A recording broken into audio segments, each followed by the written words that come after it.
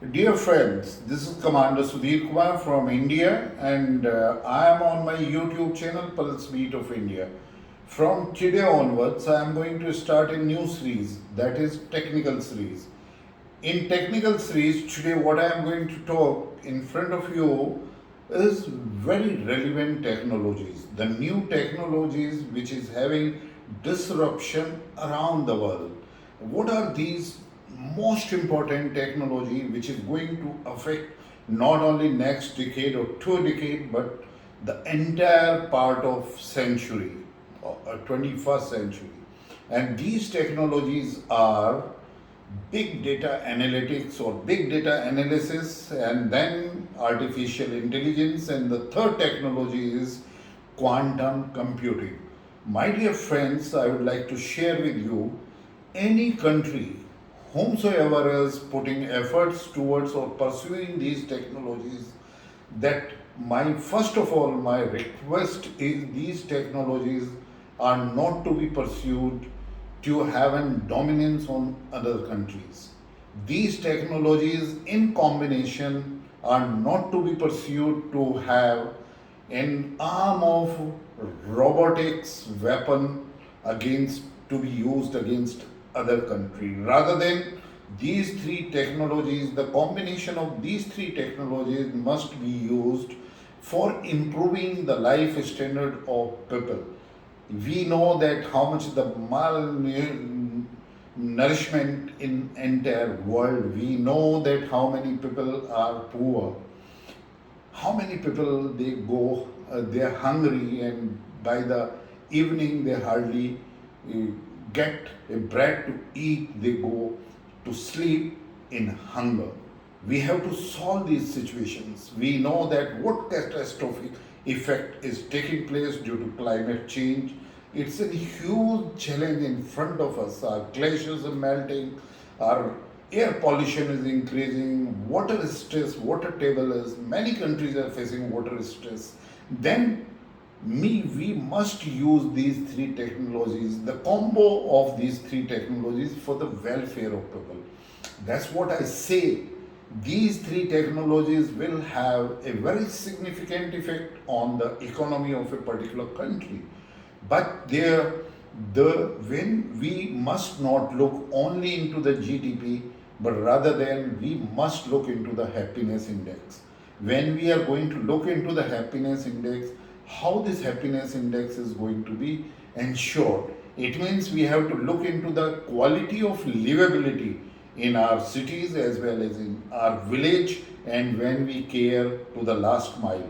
So these technologies will have a huge amount of disruption across all countries, and India is also touched by these technologies, and India is putting a lot of efforts into it. Already, government of India under the pragmatic leadership of Narendra Modi has done the allocation of funds for the AI research as well as for quantum computing. The same way data centers are being set up by the private businesses, as well as there is something even the government has set up, that data center is being used as development, evaluation and monitoring office at Niti Aayog. They are also collecting a huge amount of data. Would I say that everyone knows that data is in fuel for this century, now onwards? We have to use this data judiciously. We have to collect this data gathering in real time, because the progress of a nation, especially all emerging economies, even the developed countries, it depends how much realistic data you are collecting, so that all your projections, all your initiatives, all your efforts, all your mobilization of funds, allocation of funds, your capital spending, all these things in different core sectors, or in rather in every walk of life, could be monitored well if we are using this data very judiciously. Now coming to it, how much AI is going to make difference? That's what I say. Artificial intelligence optimize your resources. Artificial intelligence is not going to solve your problem the national problems, but it can teach you that how to utilize, how to optimize resources, and how well you can progress your schemes towards implementation once you analyze the data pragmatically. And then the entire data which you collect, where the AI applications could be used, it could be optimized towards agriculture.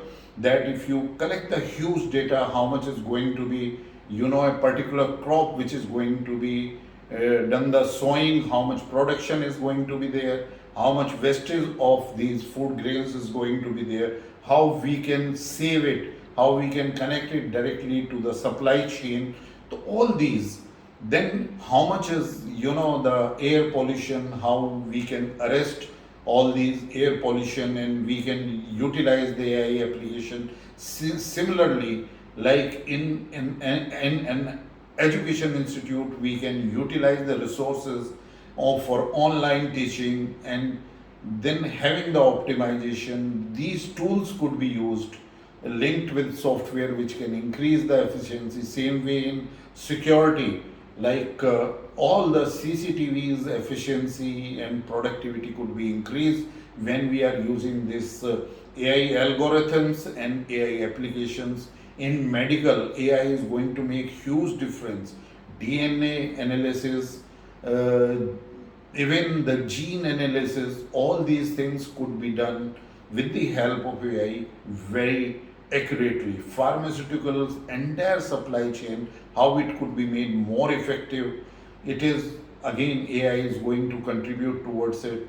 Same way, the how we can arrest air pollution, how we can increase the crop production, how we can utilize our chemicals effectively in the village, how we can go for a future implementation program for the masses in rural areas. So, all these optimization of resources, AI is going to be a great tool. AI is going to also support the robotics. It can support the robotic arm of defense which could be used. All these potential weapons of future, if any country makes it, it could be used against a nation. But that's what I said.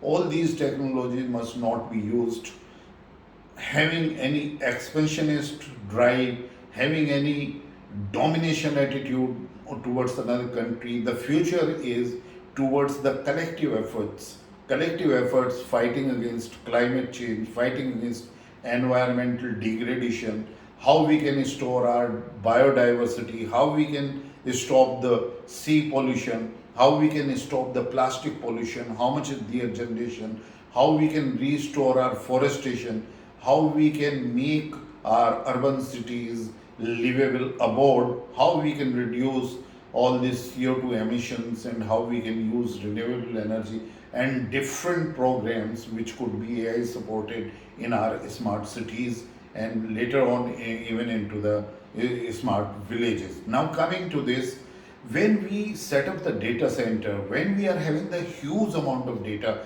then data processing is very important. Now, here I'll talk about the new technology which is quantum computing.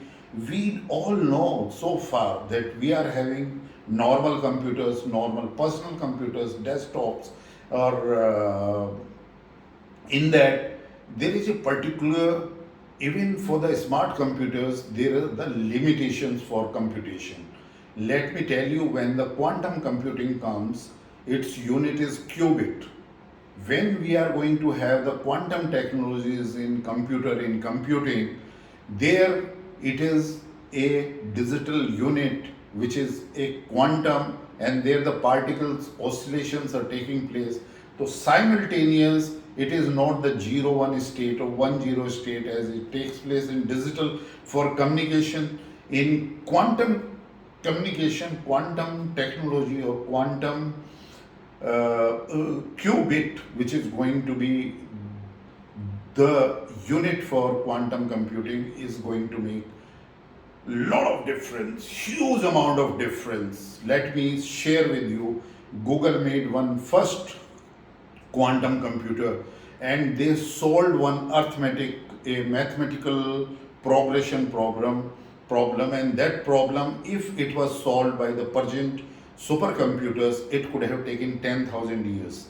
But that problem was solved instantly. So that is the capacity, that is the scale which quantum computing is going to bring in, and that's where it is needed. When we apply the AI into applications, we need the fast computing, and when huge amount of data processing has to take place in a very short, that's where the quantum computing is going to support. And let me share with you that India is already ahead in it.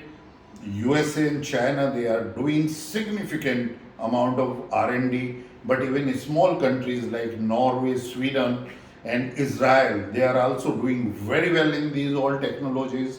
India has set up in IITs, like in IIT Roorkee, already qubit lab is there, and there are in other some institutions in India. We are having a mission towards it. The same way, all these three technologies opens up a new door for the private universities. And in private universities, the center of excellence for these technologies could be set up, and then if dedicated R&D funds are being given, India can make a huge difference, because we have got demographic dividends. Lot of youth, those are passing out from the engineering colleges, those have got technical qualifications. We are very good in IT, information technology, use of computer.